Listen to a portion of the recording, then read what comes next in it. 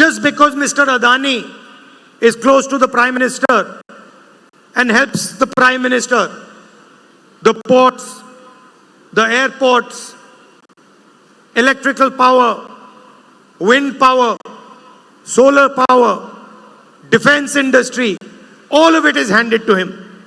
அதானி அவர்கள் பிரதமருக்கு நெருக்கமானவராக இருப்பதால், பிரதமர் அவருக்கு உதவ வேண்டும் என்று நினைப்பதால், இந்த நாட்டில் இருக்கிற அனைத்து துறைமுகங்களும், அனைத்து விமான நிலையங்களும், அனைத்து மின்சாரம் தயாரிக்கின்ற சோலார் பவர், கோல் பவர் என்ற எல்லா விதமான மின்சார தயாரிக்கின்ற வசதிகளையும் ஒரே தொழில்நுட்பரிடம் அது ஒப்படைக்கப்பட்டிருக்கிறது. And the entire small and medium industry has been destroyed by demonetization and a flawed GST. இந்த நாட்டிலே இருக்கிற சிறு குறு நடுத்தர தொழில் அனைத்தும் சரக்கு மற்றும் சேவை வரி விதிப்பினுடைய அநியாயத்தினாலும் பணமதிப்பு இழப்பு நடவடிக்கையினாலும் மிகவும் சீரழிந்து போயிருக்கிறது. All India's institutions, all India's agencies have been stuffed full of RSS people. இந்தியாவினுடைய அனைத்து நிறுவனங்களும், அனைத்து முகமைகளும் RSS சார்ந்த மக்களால் முழுமையாக நிரப்பப்பட்டுள்ளது. The Enforcement Directorate, the CBI, the Income Tax Department are used as political weapons. இந்த நாட்டிலே இருக்கிற வருவாய் புலனாய்வுத்துறை, CBI, வருமான வரித்துறை இவை எல்லாமே ஒன்றிய அரசினுடைய கையிலே எதிரிகளை அழிக்கின்ற ஆயுதங்களாக பயன்படுத்தப்படுகின்றன. Election commissioners are being chosen by the Prime Minister. இந்த நாட்டினுடைய தேர்தல் ஆணையர்களை இந்த நாட்டின் பிரதமர் தான் தேர்ந்தெடுக்கிறார். The Congress party's bank accounts are frozen.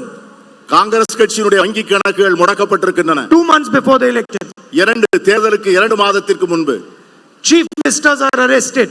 முதலமைச்சர்கள் கைது செய்து சிறையில் அடைக்கப்பட்டிருக்கிறார்கள். Opposition leaders are threatened.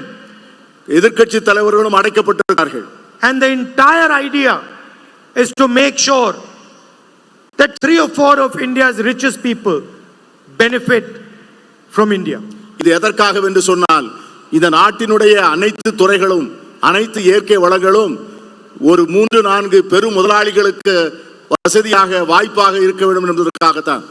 And when Tamil Nadu asks for money for flood relief, you are refused. அதனால்தான் தமிழ்நாடு எப்பொழுதும் வெள்ள நிவாரண நிதிக்கு பணம் கேட்கிறதோ அந்த பணத்தை கொடுப்பதற்கு ஒன்றிய அரசு மறுக்கிறது. And the center labels your request as PCI. அதனால் நீங்கள் கொடுத்த வேண்டுகோள்கள் நிராகரிக்கப்பட்டன. When Tamil fishermen ask for assistance, the center gives them nothing. தமிழகத்தை சார்ந்த மீனவர்கள் உதவி கேட்டபோது இந்த ஒன்றிய அரசு எதுவும் செய்யவில்லை. Tamil farmers are forced to go to Jantar Mantar, they get nothing. தமிழக விவசாயிகள் ஜந்தர் மந்தர் முன்பு போராடிய போது அவர்களுக்கு எதுவும் கிடைக்கவில்லை.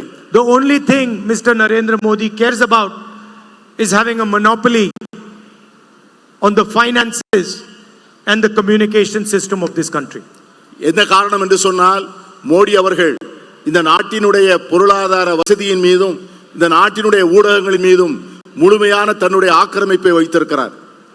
His members of parliament openly state that they're going to change the constitution if they come to power. அவர்கள் கட்சியை சார்ந்த ஒரு நாடாளுமன்ற உறுப்பினர் தாங்கள் ஆட்சிக்கு வந்தால் இந்த நாட்டின் அரசியல் சாசன சட்டத்தை உடனடியாக மாற்றுவோம் என்று சொல்லுகிறார். And in the rest of the world, where earlier India used to be called a beacon of democracy, the rest of the world today says India's democracy is no longer a democracy.